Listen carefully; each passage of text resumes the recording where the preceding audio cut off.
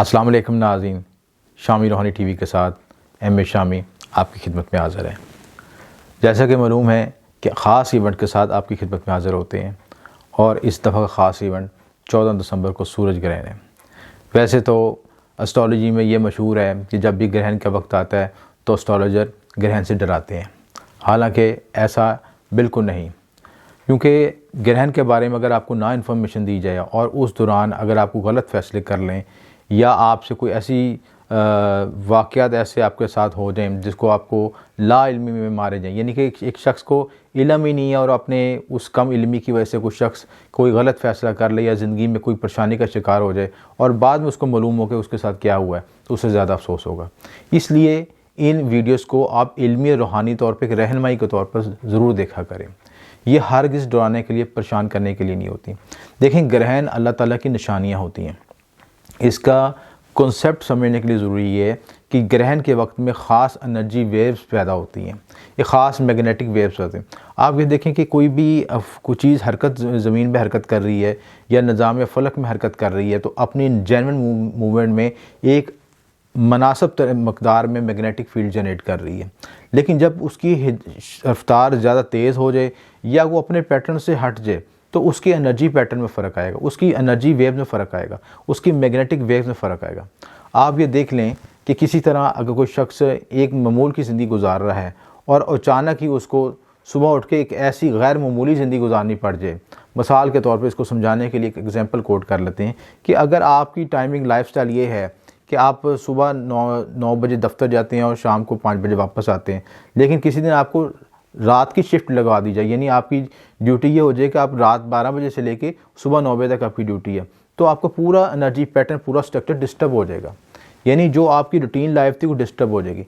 Same इसी तरह जब प्लैनेट्स के साथ सूरज ग्रहण या चांद ग्रहण आते हैं तो उनकी मूवमेंट, उनकी एनर्जी पैटर्न्स में वेव्स में फ़र्क आ जाता है और वही वेव्स बुर्जों पे, सितारों पे इफेक्ट करती है और हमारे मैग्नेटिक एरो पे इफेक्ट करती है। उसकी वजह से हमारी ज़िंदगी में उतार चढ़ाव आते हैं, हम दबाव महसूस करते हैं, टेंशन महसूस करते हैं और फिर गलत फ़ैसले करते हैं। इन तमाम चीज़ों से बचने के लिए इससे पहले ही हम आपको इल्मी तौर पर रहनुमाई दे देते हैं। अब ये जो सूरज ग्रहण लग रहा है 14 दिसंबर को लग रहा है और पाकिस्तान टाइम के मुताबिक 6:33 यानी शाम के टाइम ये होगा, उस वक्त सूर्य गरूब हो चुका। आमतौर पे तस्वर ये भी लिया जाता है कि जो ग्रहण आपको नज़र नहीं आ रहा उसके असरात नहीं होंगे, हालांकि ऐसा मुमकिन नहीं है। देखें, दुनिया ग्लोबल विलेज है और आपका हर चीज़ का इफ़ेक्ट आप पे आता है, बल्कि आप इसको ईथर इफेक्ट भी समझ सकते हैं। ईथर इफेक्ट में तो ये भी होता है कि जो शख्स किसी चीज़ को सोचेगा दूसरे की उसकी सोच भी दूसरे पे असरअंदाज होगी। इसी तरह जो मैग्नेटिक वेव्स हैं वो भी आप पे असरअंदाज होती हैं, चाहे सूरज ग्रहण या चांद ग्रहण आपको नज़र आए या ना आए। 6:33 पर पाकिस्तानी टाइम के मुताबिक ये शुरू होगा और इसका नुक्ता अरूज 9:14 पे होगा और ये ख़त्म जो है 11:52 पे होगा, 52 मिनट पे होगा। ये बुर्ज अकरम में लगेगा, ज्येष्ठा नक्षत्र में लगेगा और तीसरे चरण में लगेगा। ये तीसरा चरण जो है खुफिया छुपी चीज़ों से मुतल्लिक है, लिहाजा आपके मामलात में खुफिया मनफी मामलात और जादू टूने के असरात शिद्दत से हो सकते हैं। देखें, बताना समझाना ज़रूरी है, अमल करें या ना करें ये आपकी ज़ाती सवाबदीद है। कायनात में जब भी ऐसे गैर अनहोनी वाक़यात होते हैं या ऐसी मैग्नेटिक वेव्स आती हैं तो उसमें एक ख़ुसूसी तौर पर एक मैग्नेटिक वेव्स और मनफी असरात पैदा होते हैं जो कि आपको बाहर नज़र नहीं आ रहे होते। ये मख्फी मनफी क़ुव्वतें ज़्यादा जब ताकत पकड़ लेती हैं तो आपको महसूस नहीं होता, आपको समझने के कुछ ऐसी बेचैनी, ऐसी इंतशारी कैफियत पैदा होती है कि आपको समझ नहीं आ रही कि हो क्या रहा है, लेकिन वो बैकग्राउंड पे आपके साथ वर्कआउट हो रहा होता है, मनफी इफेक्ट आ रहा होता है, जादू टूने, मैग्नेटिक वेव्स या मनफी असरात आ रहे होते हैं। उनको कैलकुलेट करना, उनको तज्जिया करना, उनको अपाई करना, उनकी काट करना ज़रूरी होता है। आप वो किस तरह होगी उसको मैं इस वीडियो में आपको ख़ास एक सदका बताऊँगा जो कि 4 अंसरी सदका होगा और वो खसूसी हमारा नक्शबंदी से लेकर सिलसिले ख़ास खसूसी सदका है, उसको आप रेमेडी को करेंगे तो बहुत ही इफ़ेक्टिव और मौसर रेमेडी है।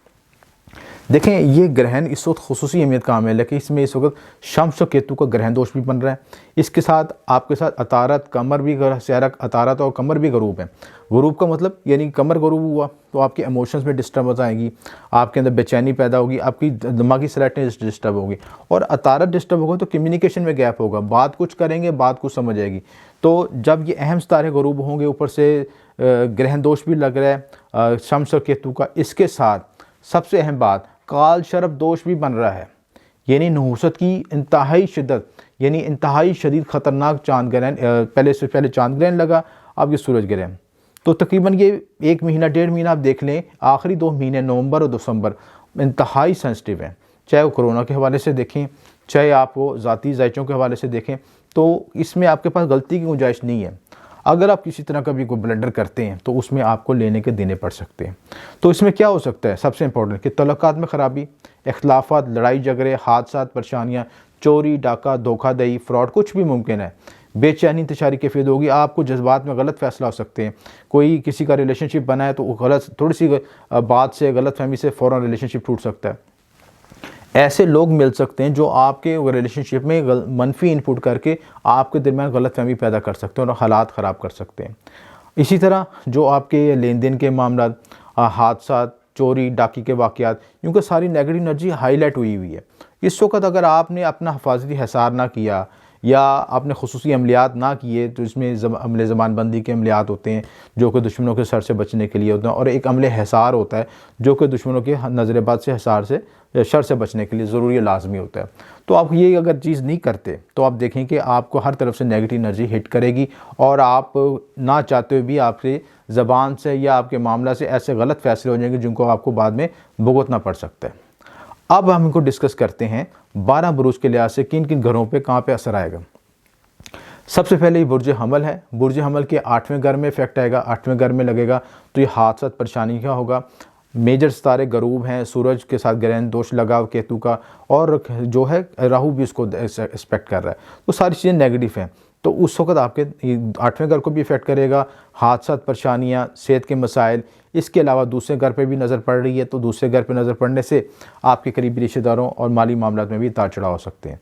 बुर्ज सौर के ये 7वें घर पे इफेक्ट करेगा, 7वें घर पे और पहले घर पे असरअंदाज होगा।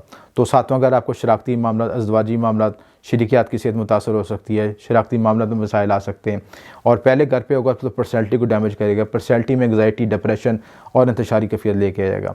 बुर्ज जौज़ा के 6ठे घर में लगेगा, सेहत के मसाइल डिस्टर्ब हो सकते हैं, कर्ज़ के लेन देन के मसाइल पैदा हो सकते हैं। जिनको कर्ज़ दिया वो लेने आ सकते हैं, आप उनके साथ बहस मुबहसा हो सकता है, उनके साथ परेशानियाँ आ सकती हैं। और 12वां घर खुफिया दुश्मन हासिदीन का उघलिया से भी इफेक्ट होगा। बुर्ज सरतान के आपके 5वें घर लगेगा, औलाद है ना, मोहब्बत के मामले में कुछ खुशियाँ परेशानियाँ आ सकती हैं। और इसके अलावा 11वां घर सोशल रिलेशन, दोस्तों के साथ खिलाफत पैदा हो सकते हैं। हाउस ऑफ गेन में मसाइल लगा सकते हैं, जिन चीज़ों से जहाँ से आपको तवक्का थी वहाँ से कुछ मुश्किलात परेशानी आ सकती हैं। बुर्ज असद के 4थे घर लगेगा, ज़मीन प्रॉपर्टी के मसाइल, वालदा से अख्तलाफात, घरेलू सुकून में परेशानी। 10वें घर पे भी नज़र पड़ेगी, कैरियर में भी उतार चढ़ाव हो सकता है, कैरियर में मसाइल आ सकते हैं। बुर्ज सुंबला के 3रे घर इफेक्ट करेगा, कम्युनिकेशन और मीडिया के मामलों में मसाइल होंगे, बहन भाई से अख्तलाफात हो सकते हैं, बहन भाई में गलत फहमी पैदा हो सकती है। 9वें घर पे नज़र पड़ेगी, बैरून मुल्क सफ़र, बैरून मुल्क तल्लुकात में अख्तलाफात आ सकते हैं। इसके अलावा आला कानूनी मामलात और रूहानी मामलात में भी उतार चढ़ाव हो सकता है। बुर्ज मज़ान के 2रे घर होगा, फैमिली इश्यूज़ आ सकते हैं, फैमिली में मसाइल आ सकते हैं, रोज़मर्रा की घरेलू जो आमदन होती है उसमें मसाइल आ सकते हैं। 8वें घर पे भी इफेक्ट करेगा, खुफिया दुश्मन हासिल एक्टिवेट हो सकते हैं, सेहत के मसाइल आ सकते हैं। बुर्ज अकरब के ये 1st घर में लगेगा और फर्स्ट और 7th को डिस्टर्ब करेगा। तो यहाँ पे ये सबसे ज़्यादा सेंसिटिव एरिया है कि अगर बुर्ज अकरब वालों का रूलिंग प्लैनेट अगर मार्स अगर डिजास्टर में नेगेटिव बैठा तो ये बुर्ज अकरब वालों के लिए सबसे नेगेटिव ग्रहण होगा। तो इस वक्त खुसूसी मुतातर रहने की ज़रूरत है। और 1st घर को मुतासर करेगा और 7वें घर को मुतासर करेगा। शराकती मामला डिस्टर्ब हो सकते हैं, शरीकियत के साथ इख्तलाफ और लड़ाई झगड़ा हो सकता है, लिहाजा खुसूसी मुतातर रहें। डेली इनकम के जो मामला उसमें भी उतार चढ़ाव के मामला हो सकते हैं। बुर्ज कौस के लिहाज से 12वें घर और 6ठे घर को मुतासर करेगा। 12वें घर में लगने की वजह से आपके खुफिया दुश्मन हासिल को आप पे अटैक कर सकते हैं, आप पे जो बैरून मुल्क इमिग्रेशन के लिहाज से कोई मसाइल पैदा हो सकते हैं, हस्पताल के चक्कर लग सकता है, कानूनी पेचीदगियाँ आ सकती हैं। इसके अलावा जो 6ठा घर है आपका, वहाँ भी वो हेल्थ के इशूज़ को डेवलप करता है, साथ काम करने को लेकर अफसरात से कुछ इख्तलाफात हो सकते हैं। बुर्ज जद्दी इनके 11वें घर और 5वें घर में लगेगा। 11वें घर पे इफेक्ट पड़ने से क्या होगा कि आपको सोशल सर्कल में डिस्टर्बेंस आएगी, सोशल तल्लुकात में आपको कुछ फ्रॉड या 2 नंबर किस्म के लोग मिल सकते हैं, गलत किस्म के लोग मिल सकते हैं जो कि मिसगाइड करें, आपको डीमोरलाइज करें, आपको डिस्टर्ब कर सकते हैं। और 5वें घर पे नज़र पड़ेगी तो आपके औलाद नाम के मोहब्बत के मामले में मुश्किल आ सकती हैं, औलाद से कुछ इख्तलाफात या मिसकम्युनिकेशन पैदा हो सकती है। बुर्ज तल्फ के लिहाज से 10वें घर और चौथे घर पे इफेक्ट करेगा। कैरियर पे बूस्टिंग, कैरियर के लिहाज से कुछ मसाइल आ सकते हैं। कैरियर में जहाँ बूस्टिंग होगी वहाँ कुछ रुकावटें भी आ सकती हैं, कुछ परेशानियाँ आ सकती हैं। और चौथे घर पे इफेक्ट करेगा तो यहाँ पे वालदा ज़मीन प्रॉपर्टी के लिहाज से कुछ मसाइल पैदा हो सकते हैं। बुर्ज हौद के लिहाज से 9वें और तीसरे घर पे इफेक्ट करेगा। 9वें घर पे इफेक्ट करेगा तो आपका बिरून मुल्क सफ़र के लिहाज से कुछ मसाइल पैदा हो सकते हैं। बिरून मुल्क जो आपके कॉन्ट्रैक्ट है उनमें उतार चढ़ाव हो सकते हैं। और तीसरे घर पे इफेक्ट करेगा तो मीडिया कम्युनिकेशन और करीबी बहनों के साथ मुतात रवैया इख्तियार करना चाहिए। तो नाज़रीन, इस वीडियो में हमने आपको खुसूसी तौर पर तमाम चीज़ों को बताया। अब इस वीडियो में हम आपको खुसूसी तौर पर वो सदका बताने जा रहे हैं जो कि तमाम बुर्जों के लिहाज से परफेक्ट सदका है। और परफेक्ट इस लिहाज से कि इसमें इंसानी जिस्म 4 हिस्सों पर मुश्तमिल है, 4 अंसरों पर तकसीम है। तो 4 अंसरी लिहाज से जब सदका देंगे तो सबसे ज़्यादा इफेक्टिव होगा। और इसमें जो ग्रहण दोष का सदका बन रहा है या काल सर्प दोष के लिहाज से, राहु केतु के लिहाज से जो सदका बन रहा है वो सबसे इफेक्टिव होगा। उसमें यह है कि आपने 7 जनाज का सदका देना है, लेकिन 7 जनाज को आपने ये कर लें कि गंदम चावल बाजरा उसमें 7 तरह के जनाज मिक्स करके उनको आपने करना है कि उनको 4 हिस्सों में तकसीम कर लेना है। एक हिस्सा आपने सर से वार के अव्वल आखिर शुरू करके बहते पानी में सदका करना है।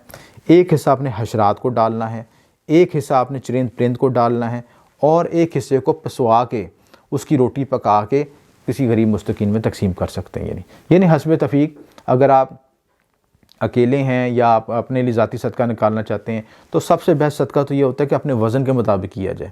लेकिन वो बहुत ज़्यादा, किसी का 60 किलो हो तो बहुत ज़्यादा वज़न बन जाएगा, उसका जनाज का वज़न भी और आजकल के माली हालात के मुताबिक देना मुश्किल हो जाता है। जो इस लिहाज से अगर जितना ज़्यादा देंगे उतना फ़ायदा होगा, लेकिन कम से कम इतना ये तसव्वुर कर लें कम से कम आप कि 5 किलो कर लें या 10 किलो कर लें तो ज़्यादा इफेक्टिव होगा। उम्मीद है नाज़रीन कि मैंने सारी तफसीलात को गाइड कर दी, सदकात वज़ाइफ सारी तफसीलात बता दी। इस वक्त एक और चीज़ खुसूसी रह गई है कि वो उस वक्त आप नमाज खसूफ भी अदा करें और अपना जो शम्स का खुसूसी विर्द है या हयो या कईमों को भी पढ़ें तो आपकी जो नहूसत में मज़ीद कमी आएगी। इस दौरान इस वक्त एक भी खुसूसी रेमेडी की जाती है कि आप हामला ख़वातीन जो हैं वो उस वक्त कोई छुरी कांटे का इस्तेमाल ना करें या ऐसी चीज़ों का इस्तेमाल नहीं, क्योंकि जो आपके यूरोप पे जो नेगेटिव इफेक्ट आ रहा होता है वो आपके आने वाले बच्चे पे भी इफ़ेक्ट करता है। तो लिहाजा उस वक्त कोशिश करें कि एक तो साई की हालत में रहें, यानी कमरे में आराम करें, बाहर ना निकलें रोशनी में, और कोई ऐसी मूवमेंट ना करें जिससे आपको आपके यूरोप में नेगेटिव एनर्जी का इफेक्ट हो। तो ये सारी तफसीलात आपको गाइड कर दी हैं। इसमें कोई बात ना समझ आए तो ये नंबर पे आप शेयर कर सकते हैं, अपनी थॉट्स अपनी राय शेयर कर सकते हैं। इस ग्रहण दोष के अंदर और ग्रहण के जो टाइमिंग के दौरान एक ख़ुसूसी तौर पर एक लो बनाते हैं, इसको लोहे ज़बान बंदी कहते हैं। देखिए, मैंने मेरी ज़ाती तजर्बात में ये ख़ास लो आई है और ये उन लोगों के लिए ख़ुसूसी तौर पर परफेक्ट लो है जो अपने हासिल से मुतासर हैं। मैंने अक्सर देखा है माशरे में कि जो शख्स तरक्की कामयाबी की तरफ जाता है उसकी तरफ लोग टांगे खींचते हैं, उसके बारे में गलत राय रखते हैं या उसके बारे में बैक बैटिंग करते हैं। उनके शर्त से बचने की ज़रूरत है। अगर महल्ले में आपने अच्छा घर बना लिया, अच्छे तरीके से रह रहे हैं, तो लोग आपकी टांग खींचने आ जाएंगे, आपके ख़िलाफ़ शरंगेज़ी करेंगे, बैक बैटिंग करेंगे, जादू टूना करेंगे। इसी तरह अगर सास बहू का मामला है, अक्सर मैंने देखा है कि एक फ़रीक अच्छा भी होता था लेकिन दूसरा फ़रीक उसकी टांग खींचता है। अगर सास सही है तो बहू की तरफ से मसाइल आएंगे और अगर बहू सही है तो सास की तरफ से मसाइल आएंगे। तो बिला वजह की बैक बैटिंग, बिला वजह की शरंगेज़ी से बचने के लिए ये लो परफेक्ट है। इसी तरह आपके जो ऐसे लोग जो मतहत अफराद काम करते हैं या कोऑर्डिनेट आपके साथ करते हैं, आपने देखा होगा कुछ लोग, कोई बॉस के साथ अच्छा रिलेशनशिप बन रहा है, ये तरक्की कर रहा है तो उसकी टांग खींचते हैं। उन तमाम मामलों से बचने के लिए ये ख़ुसूसी तौर पर अमल दिया जाता है और इसकी तस्वीर भी, ये लोहे ज़बानबंदी की तस्वीर भी आपको वीडियो में नज़र आएगी। आप इसको बनाना किस तरह, इसको भी समझ लें। सबसे पहले आपने ये करना है कि सात मरीख या सात ज़ोहल में इसका अमल तैयार करना है और ग्रहण की टाइमिंग के दौरान उसमें सातें मखसूस सातें तलाश करनी है जो नहस सातें होती हैं और उसको इस्तेमाल करना है। इसके बाद आपने रजाल गायब का ख्याल रखना है। रजाल गायब आपके, क्योंकि जब नहस काम करते हैं तो फिर अपने सामने रखते हैं, उसका रिज़ल्ट और तरीके से आता है। इसी तरह आपके जो है आपका रजाल गायब को सलाम पढ़ना है। बखूरत आप जो उसमें जलाने हैं वो आपने ज़ोहल का मैया साला खुसूसी जो उसका बखूर है वो चलाना है। और अमल करते वक्त या कुंदा करते वक्त या नक्श लिखते वक्त ज़बान के नीचे आपने एक काली मिर्च भी रखनी है। या ऐसी चीज़ रखनी है जिससे आपकी ज़बान पे कसैलापन पैदा हो, इससे अमल की तसीर में इजाफा हो जाएगा। इसी तरह आपने सदका देना, ज़ोहल का काले चने का सदका दे सकते हैं, 8 किलो दे सकते हैं, 800 ग्राम दे सकते हैं, उसका सदक़े की मखसूस तादाद रखनी है, वो अपने वज़न और जायचे के मुताबिक निकलता है। इसके मुताबिक फिर आपने काले कपड़े पहनने हैं और काली मिर्च का इस्तेमाल करना, और लोहों की जो धात है वो सीसा होनी चाहिए। ये तमाम लवाजमत को इकट्ठा करके बखूरात को जला के उस पर कुंदा करें और उसकी अमल की पढ़ाई करें, तो इंशाल्लाह ये आपकी लोहे ज़बानबंदी तैयार हो जाएगी। इंतहाई मुजरब है, इसको आप इस्तेमाल करने के बाद हफ्ते वाले दिन दाएँ बाजू पे बांध लें, और जिस वक्त भी आप दुश्मन के सामने जाएंगे उसकी ज़बानबंदी होगी, वो बोल नहीं सकेगा। तो ये जहाँ पे हमें चांद ग्रहण जो हैं कुछ परेशानियाँ मसाइल लेके आते हैं, वहाँ पे ख़ास वक्त के लिए ख़ास अमलियात का भी वक्त देते हैं। तो लिहाजा जो अक्लमंद के लिए इशारा काफ़ी है, इस वक्त से आप फ़ायदा उठाएं और ये खुशी लो तैयार करें अपनी ज़बानबंदी के लिए, अपने हासिदीन से बचने के लिए, शर से बचने के लिए। अगर आप ये ख़ुद तैयार कर सकें तो बेहतर है, अगर ना तैयार कर सकें तो दिए नंबर पर रब्ता कर सकते हैं। आपका बहुत शुक्रिया। M A Shami.